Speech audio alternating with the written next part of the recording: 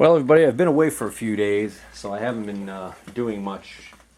I haven't been doing anything on the Outboard here or any other projects for that matter.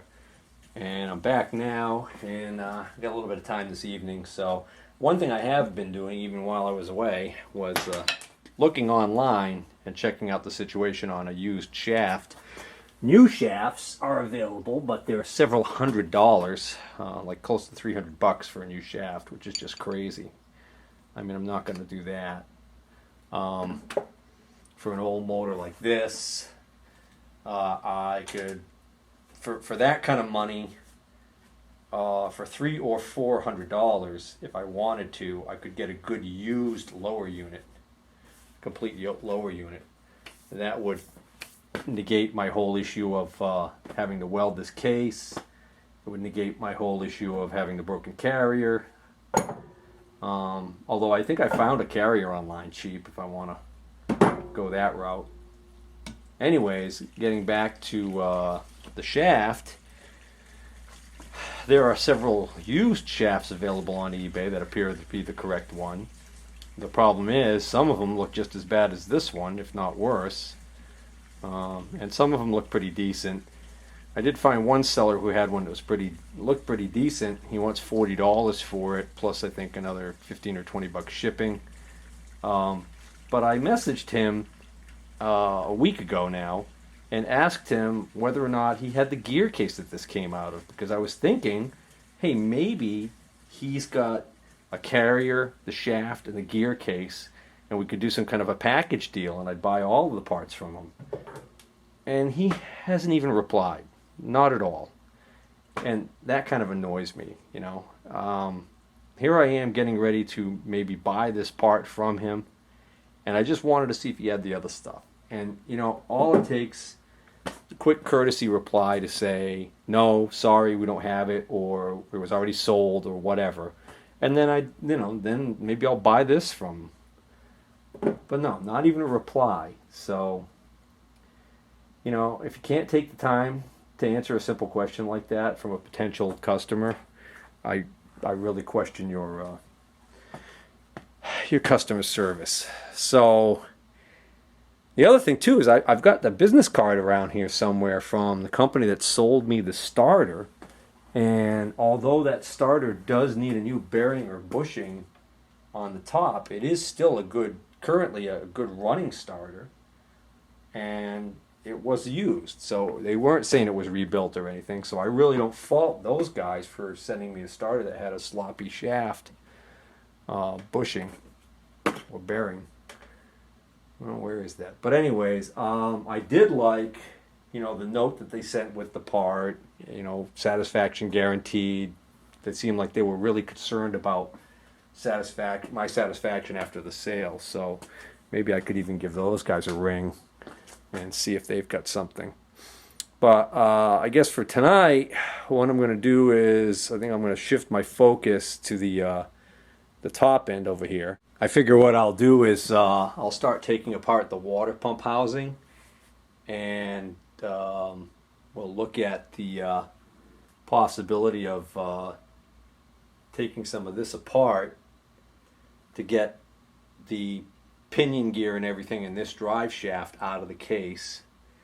We also have some sort of a seal or something around here around the shift rod that is a big chunk of that just kind of like fell out. I'm not sure what that's supposed to be made out of. So right here is the rod that goes down and actually shifts this thing. Oh, by the way, I was looking at this thing.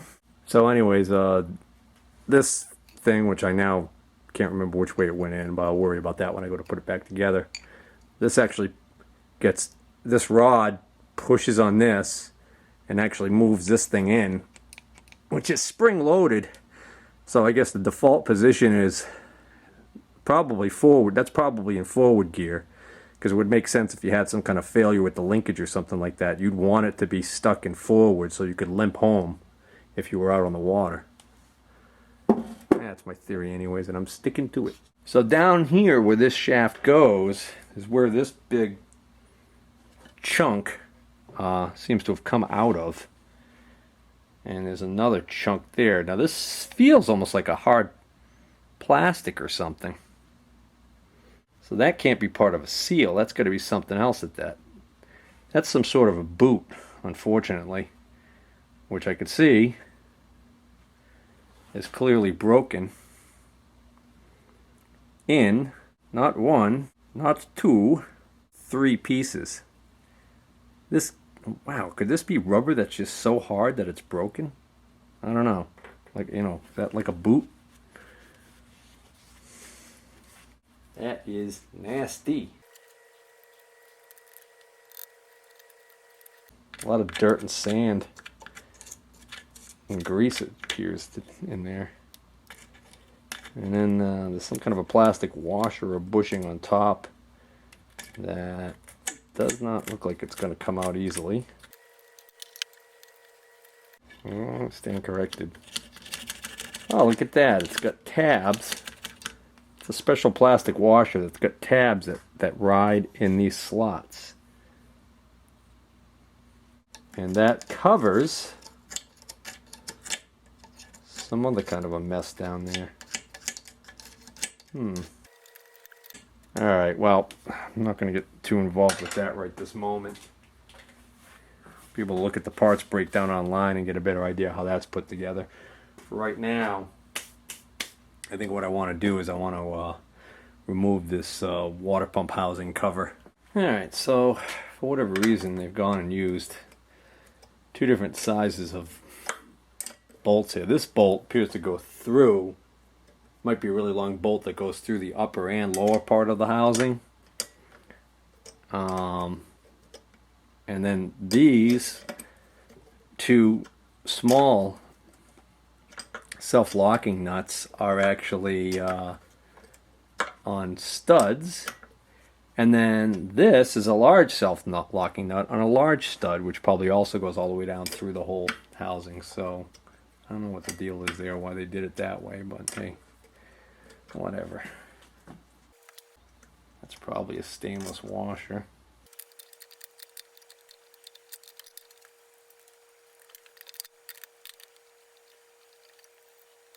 Alright, so I just took a quick look at the parts list out of curiosity, and there's supposed to be something right on top of this right here called a water slinger. Appears to be completely missing. So I think I gotta make a note of that in the parts list. In this case, I think I might be a little stubborn.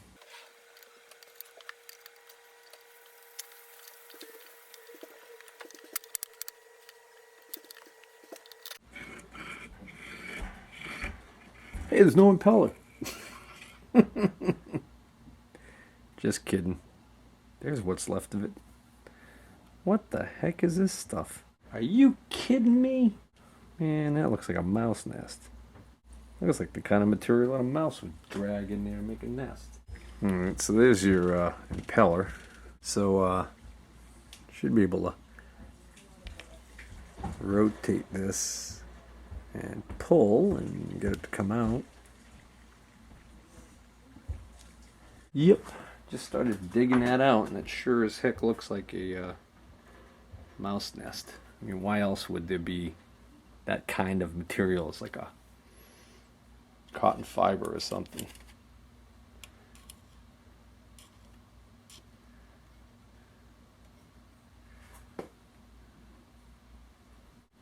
Well, anyways, here's a tip for you. You're not gonna get much cooling done if you have your water pump housing clogged with that crap. Ooh, this gasket looks bad. It's all broken. The question is, can I get away with just replacing the impeller and the gasket and like the seal, as opposed to an entire water pump kit? And I guess that really depends on how bad this is worn. You know, I mean, this has got signs of wear. I see a little scoop area here that faces down, so I want to keep that in mind. This does not face up. This bump right here faces down. And then underneath is another gasket. This one is intact. It's not all torn up like the other one was. Here's a, this little keyway, funny little keyway that sits on the flat of the shaft right here. Okay. Took that off. And then there's the lower part of the water pump housing. It looks like it might be able to be removed from this housing. And I think I'm going to do that because I am planning on doing some welding here. And this housing is some kind of plastic. Which also means it could be some kind of broken if I'm not careful. This is a gasket right here, a big rubber grommet that acts to seal the exhaust tube into here to make sure that all of your return water and exhaust fumes go down into the housing. Let's see. Put a little block so I have something to pry against, and put my little bearing pulley thing here. And man, that's really tight in there. I don't like that. Why is that so hard to pull out?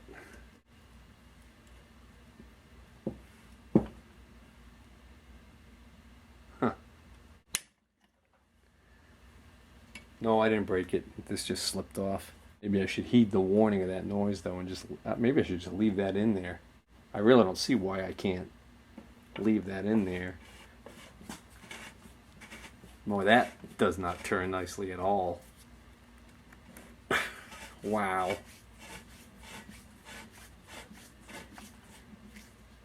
Look, cripes, why does that stop? Oh, because it's engaging the reverse gear. I mean, so the forward gear, I guess, that would be back there, right? Stick it on. Okay, so if I read this manual right, I'm actually supposed to be able to, at this point, remove the nut that's on the pinion gear. On the end of this shaft, there's a nut that holds this in there.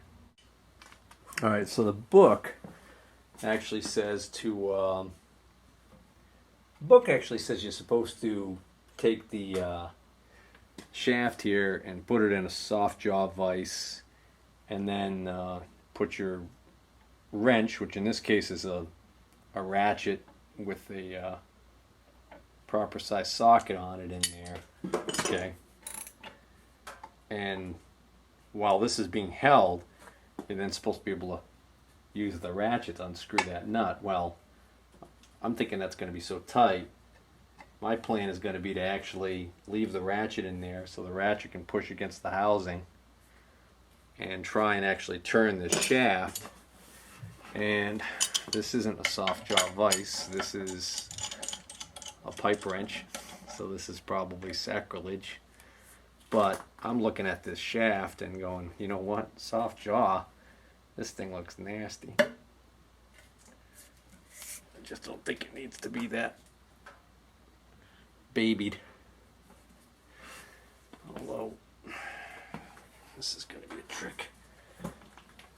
Now, let me see if I can't reposition this so that, there we go.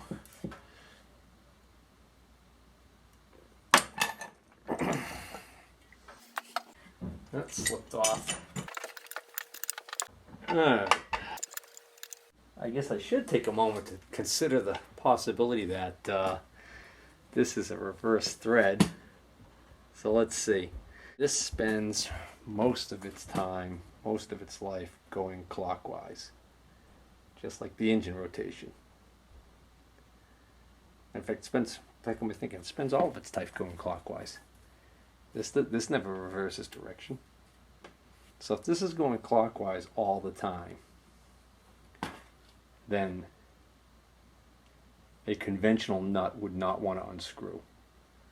So this should not be a left-handed or reverse thread. This should be regular thread.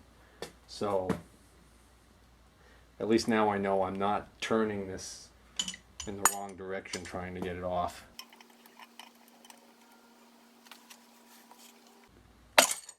Damn it. Why does that keep popping off? Is that the wrong size?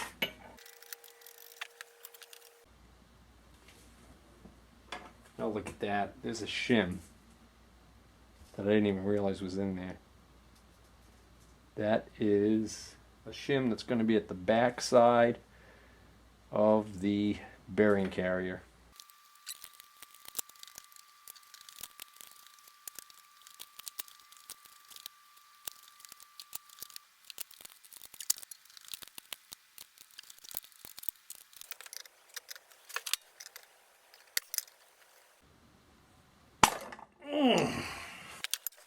Oh man.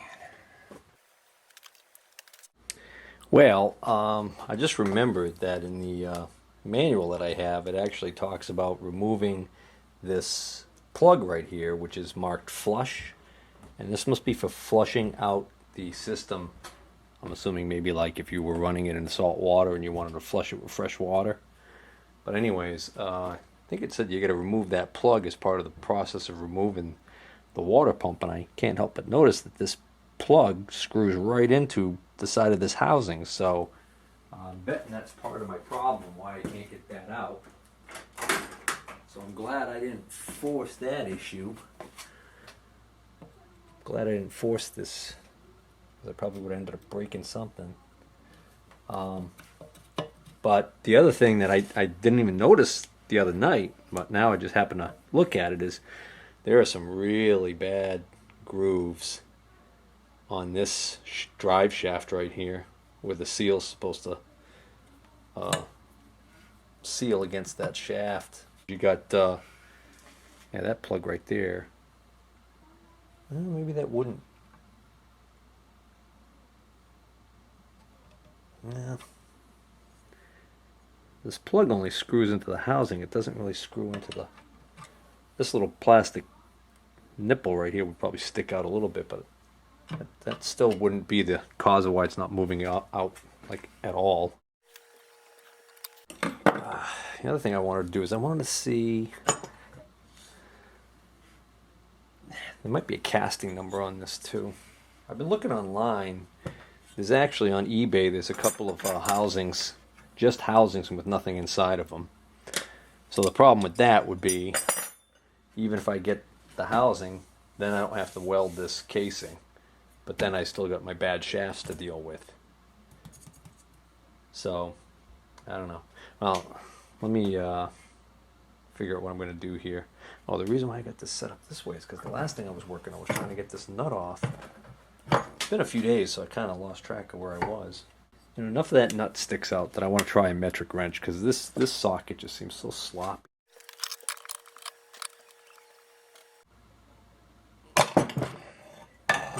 I'm really getting annoyed.